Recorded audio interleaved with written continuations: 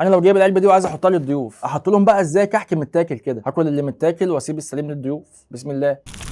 العبد بلبن واتوال وكوبايه شاي بلبن عشان ننهي الجدل ونشوف مين فيهم بيعمل احلى كحك في 2025. المفاجاه بقى اللي انا ما كنتش متوقعها ان اسعارهم واحده. كل العلب اللي معايا وزنها نص كيلو، وسعر النص كيلو في الثلاث براندات 145 جنيه. انا محتار ابدا بايه. نبدا بالتاريخ. نفس الحركه الجميله بتاعتهم، وهي ان بيجي لك معاها علبه عشان تفضي فيها السكر. جاي معاها كيس سكر وتاريخه 11 2024، فهم مجهزين السكر قبل ما يعملوا الكحك ب4 شهور. نقول بسم الله وندوق الكحك. بسم الله. كحكايه بين البنين، ولا ناشفه قوي ولا دايبه قوي. طعم سمنه واضح، فيها كميه سمسم كويسه، بس كده الكحك مش حاسسها قوي. هي تقيله قوي ودسمه، فبتلزق في سقف بقك، فانت عشان تتكلم بتقعد 5 دقايق. نشوف اتوال. عجبني قوي تصميمه والوان علبه اتوال. هنا بقى في اتوال عامل لك كل 6 قطع لوحدهم، وعلى جنب كده في كام كيس سكر. نشوف كحكايه اتوال. هنا كحكايه اتوال حاسسها محمره شويه اكتر من العبد، وتحسها كده كحكايه ليها هيبتها. ندوق. بسم الله. ده عكس توقعاتي. كحكايه دايبه وريحه الكحك باينه فيها، وبرغم انها دايبه وفيها كميه سمنه اكتر، بس ما بتلزقش في سقف بقي. بس فيها مشكله بالنسبه لي، وهي ان ما فيهاش سمسم. انا مش حاسس بطعم سمسم خالص. دي لو كان فيها سمسم كانت هتبقى كحكايه عالميه. بلبن اللي نازل السنه دي عمال يدس في كله.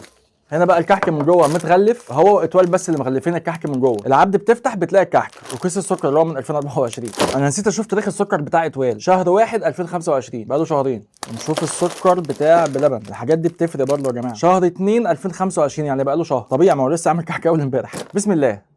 كحكايات بلبن السمنه فيه باينه. ولا عجبني قوي في كحك بلبن لما دوقته في الفيديو اللي فات، تسويته حلوه قوي. انت لو مستخدم سمنه حلوه ومقاديرك كويسه مع التسويه صح، فانت بتاكل كحكايه محمصه حلو، مش تحس اللي هو دقيق وسمنه. والميزه الثانيه كميه السمسم اللي محطوطه في الكحكايه. بس هنا الكحكايه ناشفه سيكه، فانا دلوقتي في مشكله لان الموضوع طلع اصعب من ما انا كنت متخيل. بص، كل واحد فيهم بعيد عن المقارنه هو حلو. بالنسبه للسعر لا، انا دوقت حاجات اغلى من كده واوحش، فانا لو دوقت كل واحده فيهم بعيد عن الثاني هتعجبني. العبد حلو، بس لما دوقته في وسط الاثنين دول حسيت ان الموضوع دقيق وسمنه اكتر ما هو كحكايه. بالنسبه لاتوال فاجئتني لان فيها كل حاجه حلوه، سمنه، ريحه كحك، تسويه. مشكلتها معايا هي السمسم. بلبن بقى التسويه موجوده، ريحه الكحك موجوده، السمسم موجود، بس الكحكايه اخشن من بتاعه اتوال. فلو ليك في الكحكايه الناعمه من غير سمسم اتوال، ولو ليك في الكحكايه خشنه يبقى بلبن.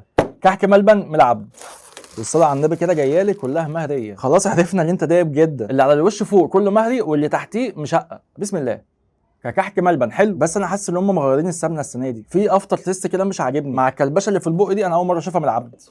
كحك ملبن من اتوال. ودي بقى اهميه تغليف علبه الكحك وتغليف الكحك ذات نفسه. الكحك هنا متحافظ عليه ومش مهري. كحكايات اتوال حاسسها بيضه شويه عكس الساده بتاعتهم. بسم الله. ده دايب والملبن دايب، بس كميه الملبن في اتوال قليله قوي. العبد في حشو الملبن كان اكتر، بس كحكايه حلوه. كحك ملبن من بلبن. نفس الكحكايه الساده، لونها محمر شويه. كطعم ملبن هنا احلى، ومحشيه ملبن كتير عكس اتوال، فبالنسبه لكحك ملبن دي مش صعبه. بلبن.